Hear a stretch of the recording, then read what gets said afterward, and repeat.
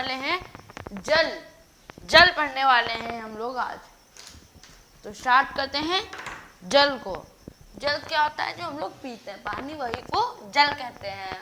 ज़्यादा सब लोग जानते ही हैं। ठीक है, पहला पॉइंट्स इंपॉर्टेंट फैक्ट, ये पार्ट 1 है इसका।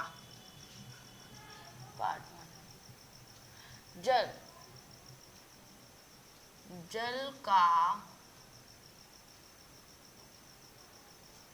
रासायनिक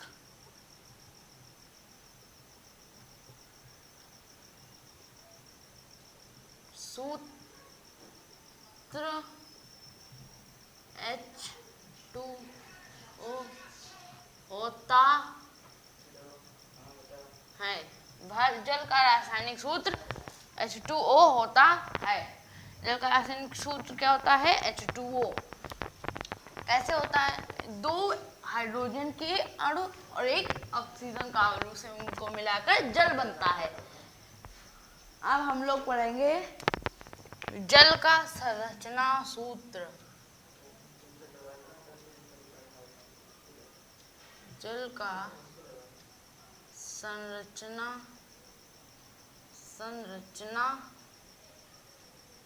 सूत्र। जल का संरचना सूत्र क्या होता है? तो जल का संरचना सूत्र कुछ मतलब इस प्रकार का होता है। बीच में O और ये एक हाइड्रोजन की तरफ, ये दूसरा हाइड्रोजन, और ये बीच में कोण है इनका AH, ये H, ये O है। बीच का कोण कितना होता है? 104.5 डिग्री बीच का कोण होता है। और ये दो ऊपर लोन पेयर, क्या है? ये दो लोन पेयर हैं। ठीक है, ये होता है जल का संरचना सूत्र। और इसके बीच का कोण कितना होता है? 104.5 डिग्री। अब हम लोग जानेंगे जल का कुछ और चीजें।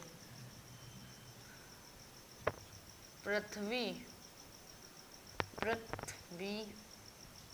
पर 71% जल है, पाया जाता है। पृथ्वी पर 71% जल पाया जाता है। मतलब 3/4 परसेंट भाग जो है वो जल है। सॉरी, पृथ्वी का जो 3/4 भाग है वो जल है। प्रतिवर्ष 22 मार्च को जल दिवस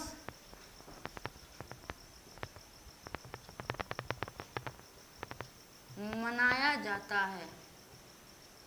प्रतिवर्ष 22 मार्च को जल दिवस मनाया जाता है। प्रतिवर्ष 22 मार्च को जल दिवस मनाया जाता है। जो 22 मार्च वाला दिन होता है हर साल का, उसको क्या होता है? जल दिवस तब मनाया जाता है। सब लोग जल का मतलब रक्षा अच्छा करते हैं, नल से पानी निकालते हैं, पौधों में डालते हैं, ये सब काम करते हैं। ठीक है, अब आगे पढ़ते हैं। इसके आगे हम लोग कुछ इसका इम्पोर्टेंट फैक्ट पढ़ सकते हैं। जल की अवस्थाएं। जल की अवस्थाएं, देखो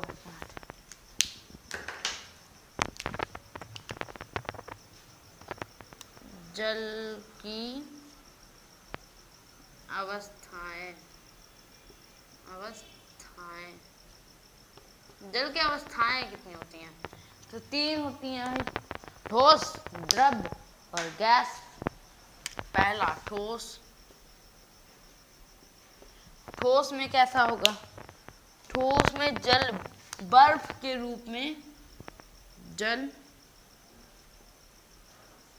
हिम या बर्फ के रूप में पाया जाता है। हिम के रूप में पाया जाता है।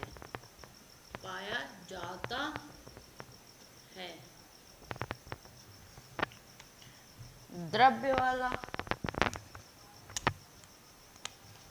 द्रव्य,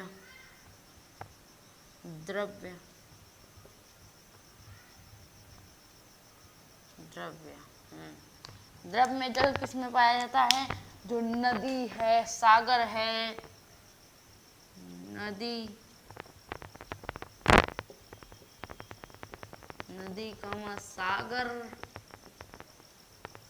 कामा झीलें के जल, के जल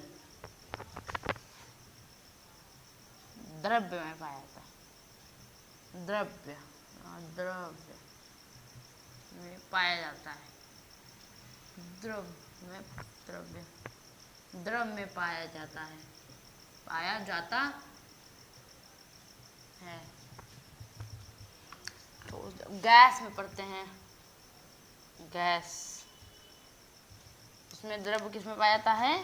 हमारे तरफ जो जल वाष्पीकरण होता है, जलवाष्प के रूप में, जलवाष्प के रूप में, के रूप में पाया जाता है। इसमें किसके रूप में पाया जाता है? जलवाष्प के रूप में पाया जाता है। अब चलते हैं इसके आगे कोई कुछ और मतलब जो है इम्पोर्टेंट फैक्ट बताएंगे, तो फिर ठीक है आगे चलते हैं। चलो अब कुछ इसमें और इम्पोर्टेंट फैक्ट पढ़ते हैं। पहला इम्पोर्टेंट फैक्ट क्या सा हम लोग कर सकते हैं? कौन सा कर सकते हैं? भूमि में जल का जो जैसे बरसात होती है उसके बाद वो पानी कहाँ जाता है? तो कहाँ जाता है? जो तालाब में जाता है, और तालाब में जाने के बाद वो जल गायब हो जाता है। कुछ जल वाष्पीकरण हो जाता है और कुछ जल जो होता है वो भूमि के अंदर चला जाता है। भूमि में जल, भूमि में जल का जो क्या कहते हैं उसे, जैसे कि कर सकते हैं रिसाव, जिसे कहते हैं भूमि में जल का रिसाव को अंतः संदयन, संदयन कहते हैं, कहते हैं। भूमि में जल का रिसाव को क्या कहते हैं? अंतः संदयन कहते हैं। अब दूसरा पढ़ते हैं। दूसरा क्या है? शुद्ध जो जल होता है, शुद्ध जल के रूप में, शुद्ध, शुद्ध जल, शुद्ध जल रंगहीन होता है, रंगहीन, गंधहीन, रंगहीन, गंधहीन और विद्युत रंगहीन, गंधहीन होता है, इसमें स्वादहीन भी कह सकते हैं। शुद्ध जल क्या होता है? रंगहीन भी नहीं होता है, गंधहीन भी नहीं होता है। तो पार्ट 1 में बस हम लोग इतना ही पढ़ेंगे। अब मिलते हैं आपको नेक्स्ट वीडियो में। Thank you for watching video. Part 2 के लिए कमेंट करना।